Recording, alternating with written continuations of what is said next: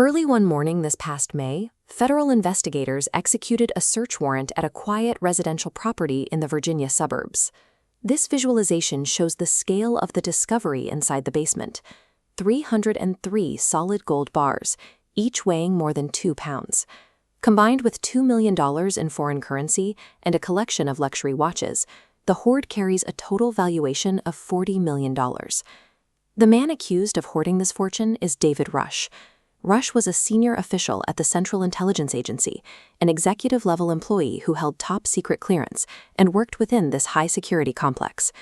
Rush's seniority allowed him to convert a suburban basement into a vault for $40 million in stolen bullion, leveraging official administrative channels to move the wealth out of government control. According to court filings, the government intentionally provided these assets to Rush. Between late 2025 and early 2026, the agency filled his requests for massive amounts of liquid capital. Rush used his position to navigate official CIA requisition channels, filing the paperwork necessary to obtain tens of millions of dollars in gold and foreign currency. He justified these requests as work-related expenses intended for sensitive agency operations. Instead, the gold was moved to a residential basement and remained there, unused by the government. The investigation centers on how these sanctioned bureaucratic funding requests resulted in the largest embezzlement case in the agency's history. In federal court, two conflicting narratives have emerged to explain the presence of the hoard.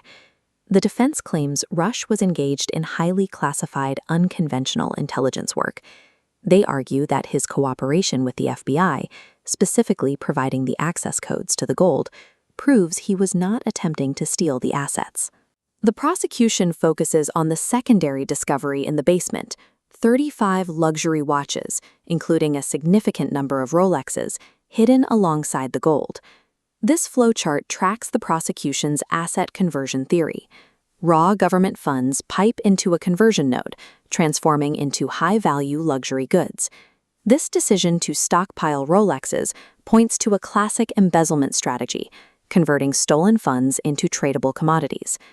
While the physical search focused on the basement, digital records revealed that Rush had also claimed $77,000 in fraudulent military leave.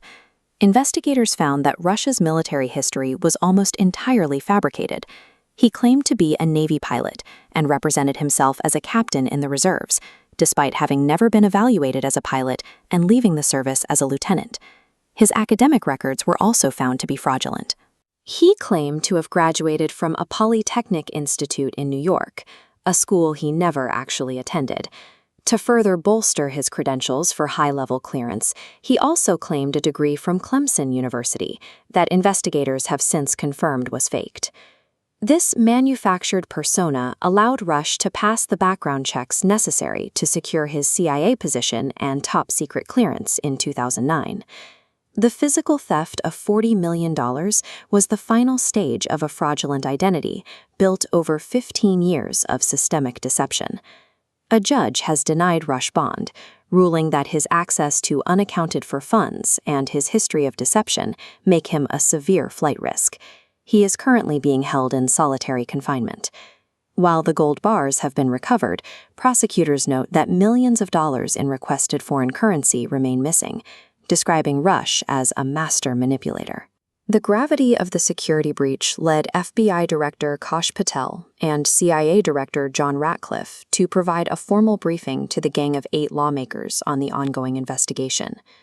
The case exposes the critical weakness of the insider threat. Perimeter security and vetting protocols are bypassed entirely when the person authorized to handle the assets is the one removing them from government control. For 15 years, the agency's internal vetting failed to detect that a senior official with access to millions in bullion was operating under a completely fabricated background. The federal government spends billions of dollars to defend its assets against foreign intelligence services and external hackers. In this case, the threat came from a man who used a fraudulent resume to walk through the front door and simply asked the agency to hand him the gold.